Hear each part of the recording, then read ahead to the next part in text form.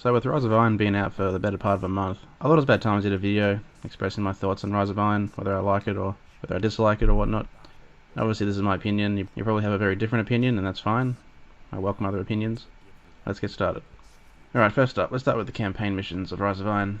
Now watching the trailers and getting set up for this DLC, it was really exciting, this whole Seaver infestation, the Seaver crisis, what's going on, all this. We see the Iron Lords, we get to hear what happened to them and how their demise all started, and how and why Saladin's the last one remaining. I should preface that I've been playing since day one, but I never really spent much time delving into the Grimoire. I never really spent too much time learning the lore of Destiny. I mean, it's fascinating stuff. I really wish I probably did spend more time reading about it. I have a few clanmates who are more into it than me, and they usually explain some key points. I usually get asked if I have a question, they usually have the answer to who this person is or how this person died and whatnot. But for the most part, I was pretty, not quite in the dark, but I wasn't as educated as others about the whole history of Destiny and a lot of the lore and background. But anyway, so I didn't know too much about the Iron Lords, is what I'm saying. But this DLC with the campaign was good. It sort of explained how and why they all died and what happened to them. But as the case with most Destiny DLCs and most Destiny campaign stories, is that they ramp up a really, really interesting idea. It sounds really interesting and fascinating. It sounds like it's incredibly devastating and threatening and endangering everyone at the tower and everyone, this is our last hope of survival kind of thing.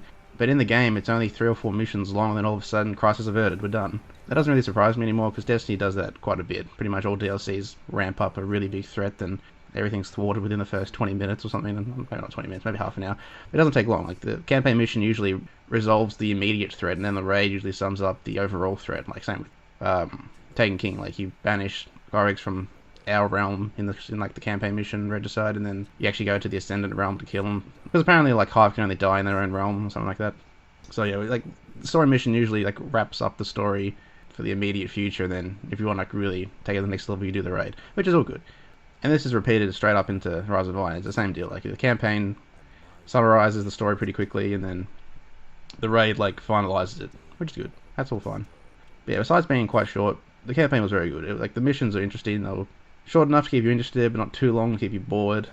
Again, my complaint's always been the same with Destiny, is that it just needs more content, but I can't have everything. I know that this is like a makeshift DLC, if you will, because Destiny 2 was supposed to come out instead, so they did an excellent job at making this content in a rush, which I'm assuming that's what they did. But still, quick summary on the campaign. I liked it, wish it was a bit longer, all good. I'll move on to the weekly patrol missions in the Archon's Forge. Now, I was all for a new explorable patrol area like the Dreadnought.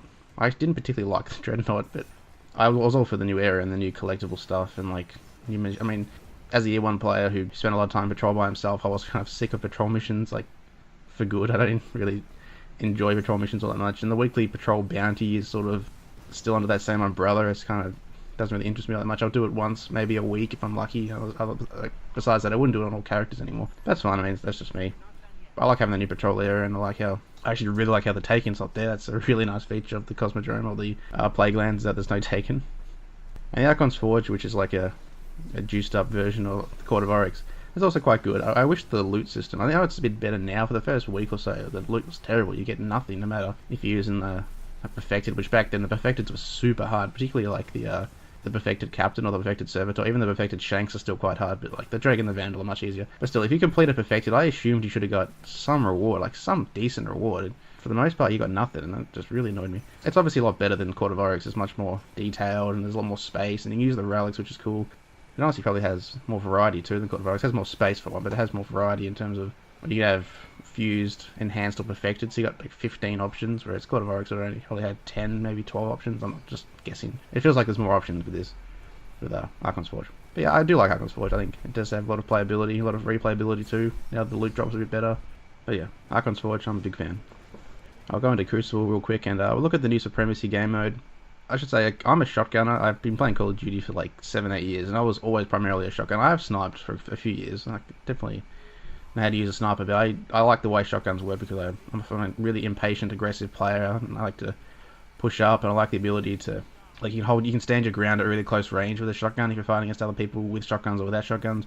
Just hearing that and hearing how Supremacy worked, I was pretty excited going into Supremacy, but I feel like it's just too chaotically relentless. Like, it's just too in your face with how people play. It's just far too aggressive, and you're honestly more rewarded for camping in this game mode. I'm not in the aspect of the scorebook. You don't pick up relics, you don't pick up the the crest from a distance, so you sort of need to push up to pick it up. But if you like sit out of a firefight, because people just blindly charge through like choke points and through high traffic areas through the middle of the map. You can literally sit off a high traffic area with, I use a grasp of malak, even a scout rifle will be fine, and get 2, 3, 4 kills. So people are just running through there without any care whatsoever. They're looking for someone to shotgun stuff in the face, and you can just sit off at a distance. They won't be able to reach you and then kill them. And if you're lucky, you'll get the tag. If you're not lucky, someone will pick up the tag for you. I mean, you're more rewarded for playing less aggressively in this game mode. To a point, you get more rewarded with kills playing defensively, but you get more rewarded with points playing aggressively. You get a lot more tags playing aggressively, but sitting off the pack, you get a lot more kills. Well, that's just my experience. I mean, it's worked for me. I don't imagine it would work for everyone. That's me. I do like Supremacy. I like how it's like kill confirmed, sort of. It pretty much is like a mirrored kill confirmed, which I wasn't a massive fan of Oncology. I played more Domination, but still kill confirmed is a fine objective game mode. It's all good. I can't say I really love how Shax has to yell at you every single time you pick up a crest. It's funny, but I don't think it was intended to be funny. I think it was meant to be more like epic, or you feel like you're being rewarded like for picking up tags, and he's yelling at you saying "Good job, Guardian" and stuff. I think it's more comedic to me than anything else. Whatever, it's still cool. I think it still has its place. So while we're still talking about Crucible, I'll say I'll mention the return of shotguns and like this was sort of introduced before Rise of Iron, but I think they put the fast res system back into like they put like the res speed as fast as it used to be in Year 1, where you could like shade step through a teammate and res him on the way past.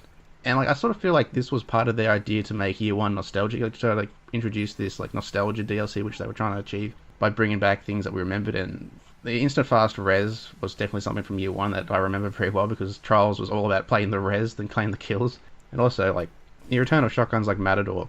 I feel like these higher impact shotguns were brought alongside the faster res, or the return of the fast res system, because they have the impact. I mean, I think the Party Crasher did, but it was sort of specific. But the Matador has no problem one-shotting like an overshielded Guardian who just got res. Like I feel like it's more likely to do it with a Matador than a Party Crasher. And that featured a lot for me in Year 1. I used to shotgun all the time in Trials, and like spawn locking with a shotgun, or killing someone immediately after they resed with a shotgun when they had an overshield on, or something you did with a shotgun, like a really high impact Felwinter's, Party Crasher, Matador type. That's what you did.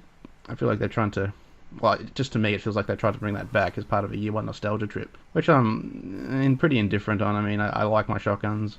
I don't love the ability to get spawn locked, even though I've done it plenty of times and it's happened to me plenty of times. If it wasn't there, I wouldn't care. The fact that it is there doesn't really bother me either, so not too fussed about it.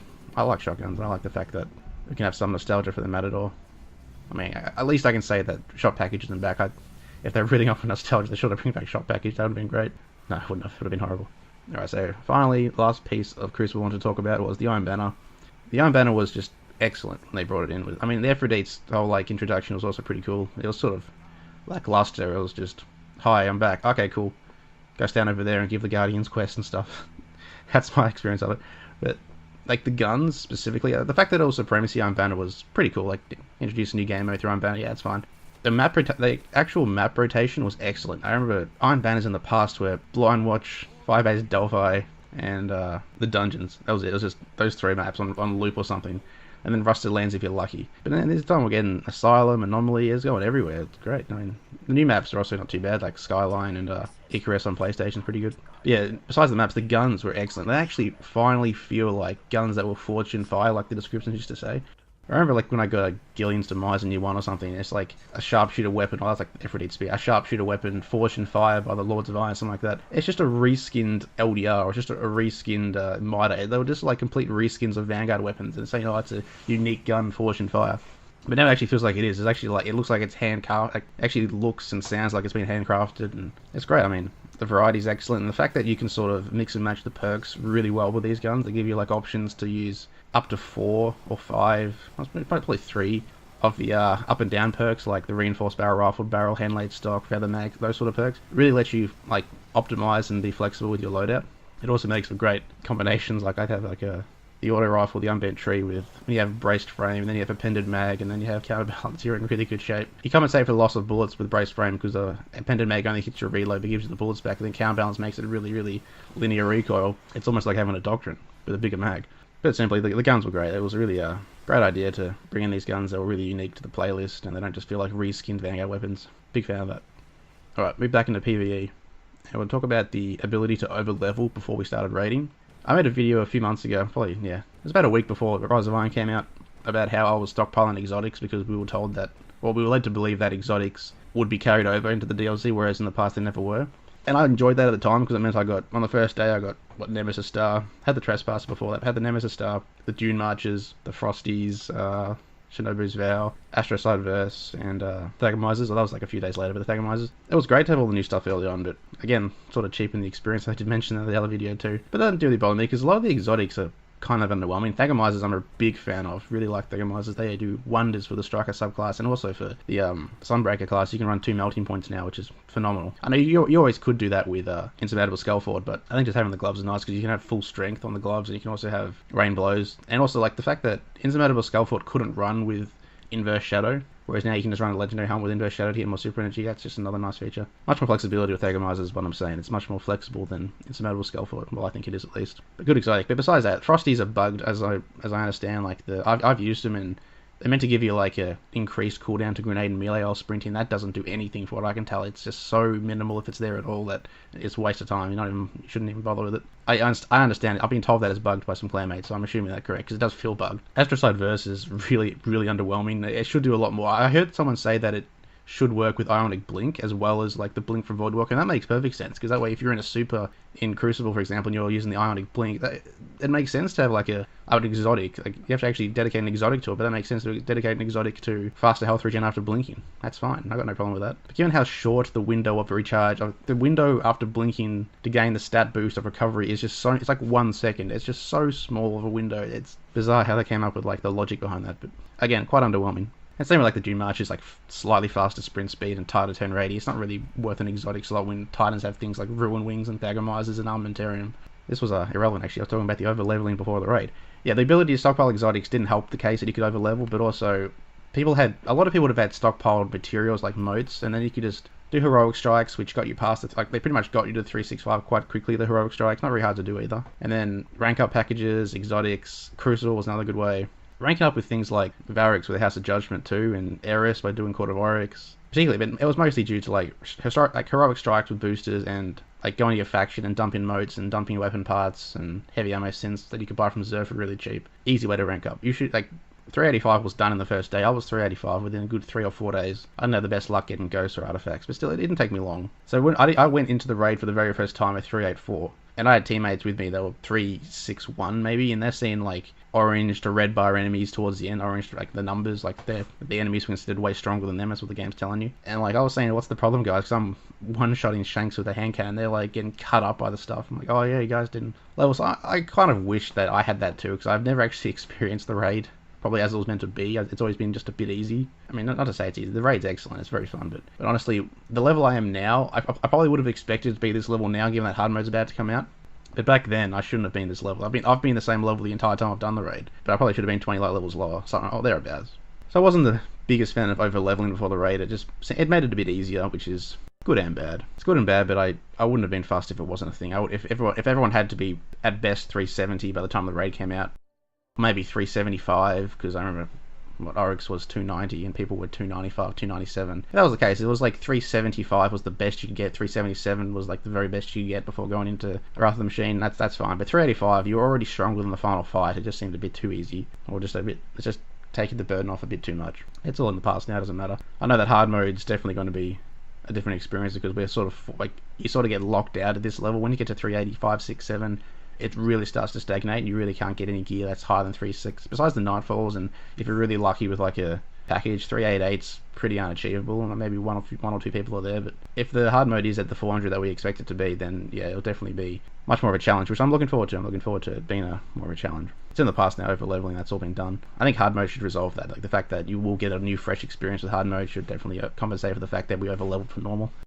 Moving on, the new and modified strikes. So I actually didn't mind Civics Prime back in the day. I didn't quite mind the Abomination Heist. I didn't quite mind Summoning Pits either. So I was quite happy to see them return. Like the Civics Prime is pretty well done. They've actually done some great work. The music is excellent. My friend loves the music as well. He always says right by whenever like we hit that stage, he just mutes everyone and turns up his music so we can hear that and only that. I'm glad. Like, even though it's recycled content, if you will, it's been redone to the point where it feels pretty fresh, even though it is still the same thing. So I'm happy with that. I mean, I'm all for more content, and that's more content, then that's good. Abomination Heist 2 is also quite good. The fact in the Abomination Heist that you have to ride the ship like into the chamber to the actual summoning pits is actually, it's great. It's kind of like a throwback to King's Fall. We had to like ride the tomb ships to get from one point to the other. That was pretty cool. The strikes were great. I was happy to bring back the strikes. But besides that, it's still the same issue with the heroic strike playlist, is that you just get Mars strikes over and over again. I don't know if this is just me, or I hear a lot of people say like they just get Rasputin over again, but me and my friend, we've always gotten over and over again Mars strikes. I remember people saying they were looking forward to like I think it was called the Forge of Gods, like they predicted there'd be like a Cabal DLC at this stage and like a Cabal raid, and the people were saying, oh, I want to see a Cabal raid. We've had every other faction raid, now we need a Cabal raid. Well, I'm saying, well, my friend was saying that you want to play a Cabal raid, just go play the Heroic Strike playlist.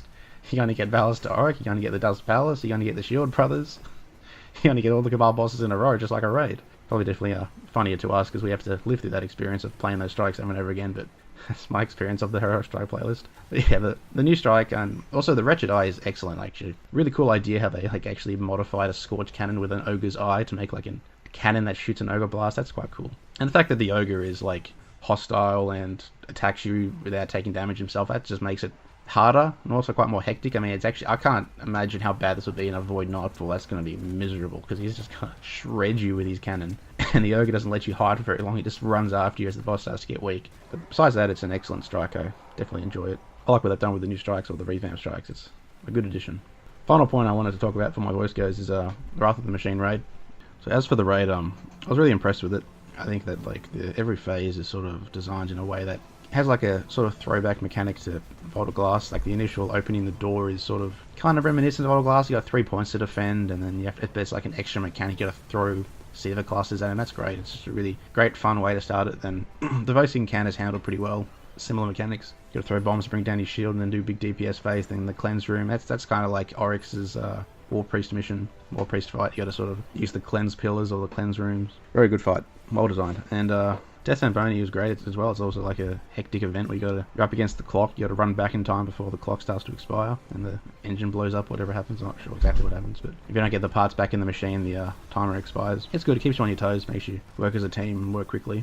And the Axis fight and the initial Axis Phase 1 and the Axis Phase 2 parts, they're great. I mean, the teleport, it's a heavy communication fight, which is good, and you actually feel like you're finally getting rewarded for actually dealing damage. I know that, I think Dado even said in his review of Wrath of the Machine, his thoughts that there's no sense of mastery with King's Fall, because no matter how strong you are, it'll always take 16 bombs to kill Oryx. You might kill the Ogres fractionally faster if you have a bit more strength, if you have slightly better guns or you have slightly better gear. You kill the Ogres and the Knights a bit faster, you probably take a little bit more damage, but dealing damage to the boss is what like makes you feel like you're strong in those encounters. And in terms of bullet damage, there's none. It's all based on the bombs, which, yeah, you don't really feel like you're getting better or getting stronger in that regard. Whereas this one, because we're physically dealing damage to the boss with our weapons, you finally feel like you're actually getting strong when you deal bigger damage caps in the rotations. I know Atheon had that too. Atheon, you could definitely feel like you're progressing. Crota not so much, because you were fixed to the sword damage. Like bringing down Crota's shield was straightforward as hell, and then using the sword was what dealt the actual damage, and that was always capped at whatever light level you were. Scholars had some. You could definitely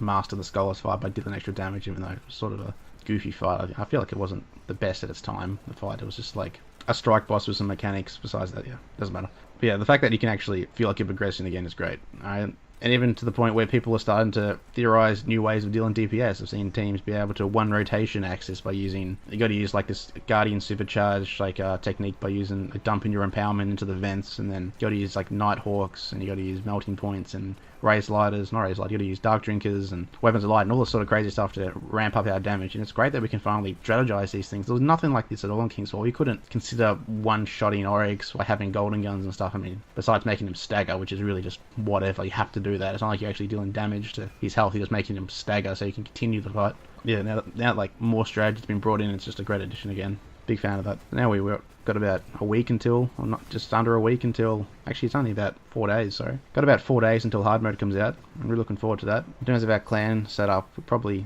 have 5 ready to go on the day. The 6 will probably be a bit under leveled, but we probably should get by. But yeah, looking forward to it. I mean, probably go in blind. Don't expect it to be night and day difference. Like King's Fall was not really a night and day difference between normal and hard, besides a few extra mages, the odd new mechanic like the Unstable Light and the Golgoroth Pit, or whenever you consume an obelisk in the War Priest fight, he gains a new power power, and just simple things I can see happening to, like, what, Vosic, when you have to throw the 3 bombs to bring down your shield.